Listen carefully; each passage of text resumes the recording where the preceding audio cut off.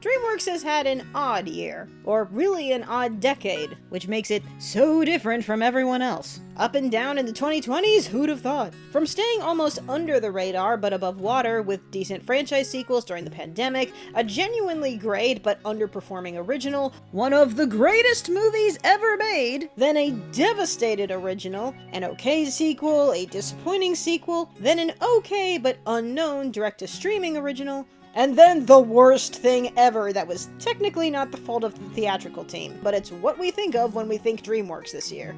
It might be a joke that Dreamworks is consistently inconsistent for a major studio, and that does tend to be reflective of a lot of unfortunate internal shakeups, but it also shows how on average it tries to balance its guaranteed moneymakers with still willing to be experimental. Which is why I am thrilled that Wild Robot is getting the praise that it's getting. The Wild Robot has been on the radar to be a significant player in animation this year, especially since feature animation this year has not on average been all that impressive, except for the obvious. As animation as an industry continues to struggle, even as multiple articles still praise it for being some of the industry's biggest box office and critical successes. And while I appreciate that, been because they've been major sequels and franchises, while originals have struggled to gain ground, but it is also, in fairness, in animation anyway, that the franchises have often been better films than a lot of the originals lately. And that's where Wild Robot finally seemed to have an edge, an original film that looked like it had real promise. And yes, there have been those smartasses that love to point out it's not original, it's based on a book. Original is relative in this case, as it is a fairly unknown to the mainstream film audience. For a while, we've been getting news that this is one of the best films of the year, if not one of the best films ever, and thankfully, those impressions were mostly vindicated. The Wild Robot is definitely one of the best films of the year. And right from the start, people can see already just how absolutely gorgeous this film is. The look utilizing the style and techniques on display in Last Wish, as it uses the same cinematographer, the vibrant color palette and the painting-like textures, and aesthetically it's matched by a very impressive musical score. But just as valuable is that this film is directed and written by Chris Sanders, who also directed How to Train Your Dragon, The Croods, and Lilo and Stitch, to which this film follows that pattern, being largely about familial love, but with also several touches of darker pushing the age limit humor, as there are many jokes about death, which is suitable as this is also a film about survival. But Sanders' particular superpower on display in most of his other films is, as some have noted, Wild Robot is a film where its trailer did basically give away the bulk of its story. A shame, but that also tends to be somewhat of a Dreamworks trait. But unfortunately, as much as people tend to complain about that, it's also been one of those advertising techniques that just seem to be proven effective, especially with family audiences. When it's already like pulling teeth to get those audiences back into the theater when it's not a well-known franchise, your best bet is to give the parents the biggest impression on what they're going to subject their children to. But despite that being the case, I cannot say at all that it ruins the experience. Let's face it, most family films you can guess the overall plot. And kinda like How to Train Your Dragon, the story itself is not doing a whole lot new. When you see that it's a story about a robot adopting a gosling, you can pretty much guess most what's going to happen afterwards. But even with that, it definitely does not give away everything that happens, as actually this is pretty long for an animated film at over 100 minutes. But this is also a very much about the journey, not the destination movie. And Sanders' films are especially great at doing those small character moments that come to be the soul of a film. I mean, think about all of those iconic moments in Lilo and Stitch that are not necessarily story essential, but what they bring to those characters, and what gives that movie its personality.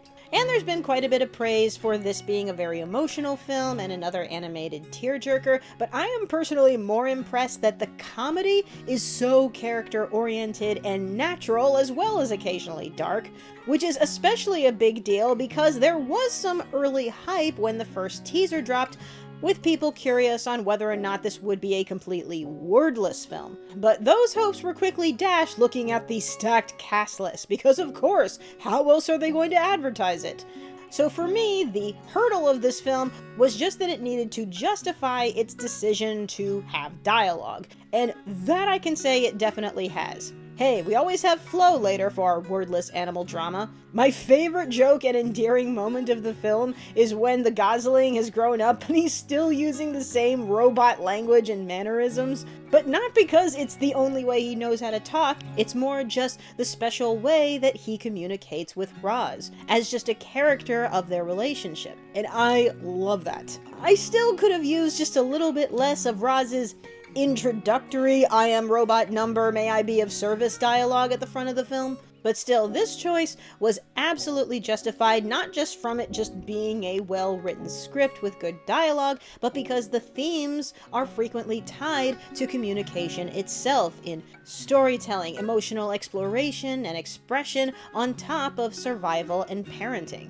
Where Roz goes on the friendly robot who learns how to feel ranking will be up to everybody individually. I mean, Iron Giant is one of my favorite films of all time, and Roz isn't better than that, but she is great. But my favorite characters were the animal characters, especially Pedro Pascal's Fink. You gotta love the equivalent of a mischievous, grumpy uncle. A grunkle, if you will. As well as Catherine O'Hara's possum mom, who just assumes at any moment that one of her children is probably dead because of wilderness. But I was also impressed that while this is a stacked celebrity cast, aside from Pedro Pascal and 3 lines from Mark Hamill, these aren't the biggest trending A-listers, just solidly loved character actors. Lupita Nyong'o, Matt Berry, Bill Nighy, Ving Rhames for 2 seconds. Now, is it the best animated film of all time?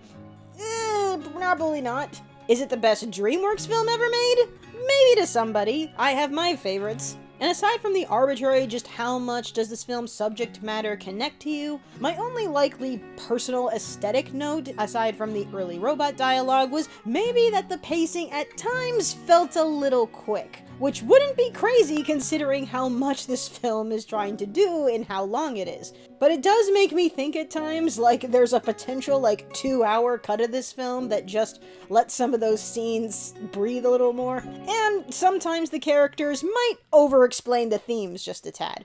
But what this definitely is DreamWorks' best shot at winning Best Animated Film of the Year, which DreamWorks hasn't done since Wallace and Gromit, which some say should have gone to Howl's Moving Castle.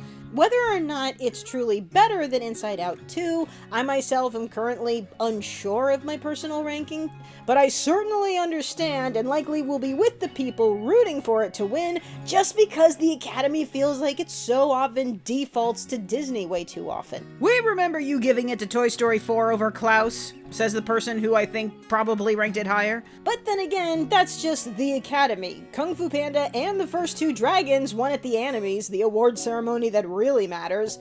Yeah, Dragon got it over Toy Story 3. And yes, I know that the year isn't over yet. We have War of the Rohirrim and Moana 2, which I'm just going to continue to assume it's going to be mid until proven wrong, and believe me, I would love to be proven wrong. But there's also Flow, The Imaginary, Look Back, One with the Snail by the Mary and Max people.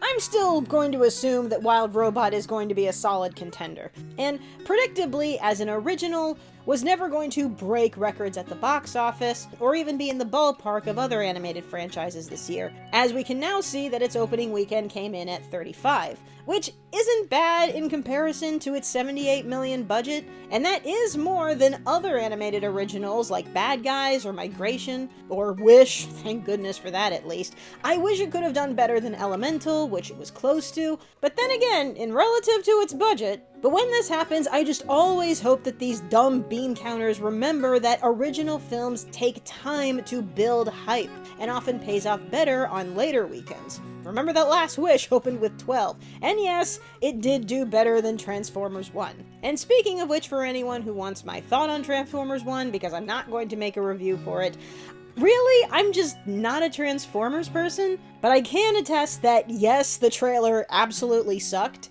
What? Hasbro sucking at making trailers? Wow, that's news.